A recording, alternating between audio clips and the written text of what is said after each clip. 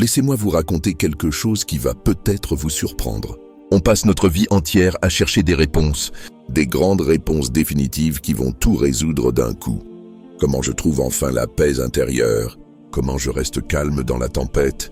Comment je deviens enfin celui ou celle que je rêve d'être? Mais cette quête, aussi noble soit-elle, repose souvent sur une illusion. Nous cherchons un moment unique, une révélation soudaine, comme si un seul instant pouvait transformer définitivement notre existence. Pourtant, la vie n'offre pas de solution définitive.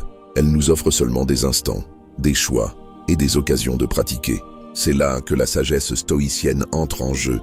Les stoïciens, comme Épictète, Marc Aurèle ou Sénèque, ne promettaient pas une illumination instantanée. Ils nous rappelèrent plutôt que la paix intérieure n'est pas quelque chose que l'on reçoit, mais quelque chose que l'on construit patiemment, jour après jour, acte après acte. Marc Aurèle écrivait dans ses pensées pour lui-même que la tranquillité vient du fait de vivre en accord avec la nature et la raison, non pas de posséder des certitudes absolues. C'est une invitation à changer notre regard. La paix n'est pas au bout d'un chemin lointain, elle est dans la manière dont nous marchons chaque jour. Si nous passons notre vie à attendre une grande révélation, nous passons à côté de ce qui est déjà devant nous. Le stoïcisme nous enseigne que le présent est le seul temps qui existe réellement. Le passé n'est plus, le futur n'est pas encore, et seul le présent nous appartient.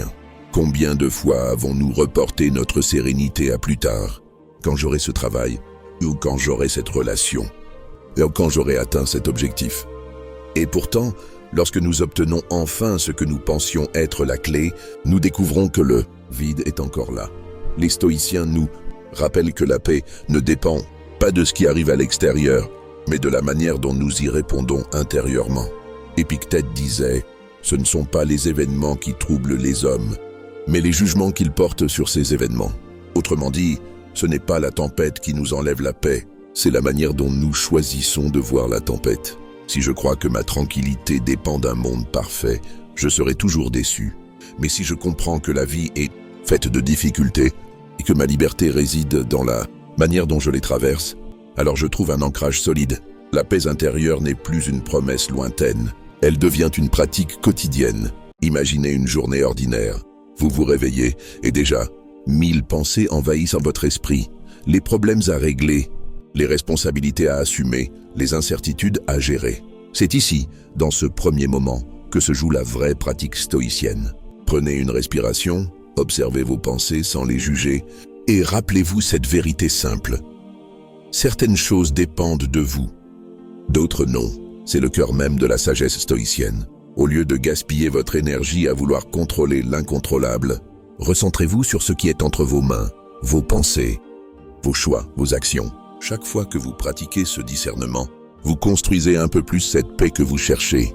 Elle ne viendra pas comme une lumière soudaine, mais comme une habitude qui s'ancre. Jour après jour, vous devenez plus calme, plus résilient, plus aligné. C'est exactement ce que Sénèque appelait « vivre selon la vertu », c'est-à-dire choisir dans chaque situation la réponse la plus sage plutôt que la plus impulsive. La paix n'est donc pas une promesse extérieure, mais une discipline intérieure. Vous voyez ? Nous croyons toujours que la paix intérieure est un état permanent, un sommet que l'on atteint une fois pour toutes. Mais les stoïciens nous disent le contraire. La paix est un mouvement, une pratique, un art de vivre. Comme on entretient un feu pour qu'il continue de brûler, nous devons entretenir notre esprit pour qu'il reste clair, stable et lumineux. Ce n'est pas parce qu'on a trouvé la paix un jour qu'on la gardera le lendemain.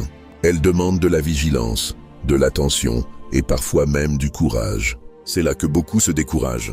Ils se disent « si la paix demande des efforts constants, alors elle est impossible ». Mais regardez autour de vous, tout ce qui a de la valeur demande un effort. La santé se maintient par l'exercice et une bonne alimentation. Les relations se nourrissent par la présence et l'attention. Pourquoi serait-il différent pour notre esprit? Le stoïcisme nous rappelle que ce que nous répétons devient notre nature. Si vous pratiquez chaque jour l'art de distinguer ce qui dépend de vous et ce qui ne dépend pas de vous, alors votre esprit apprendra peu à peu à se libérer de l'inutile.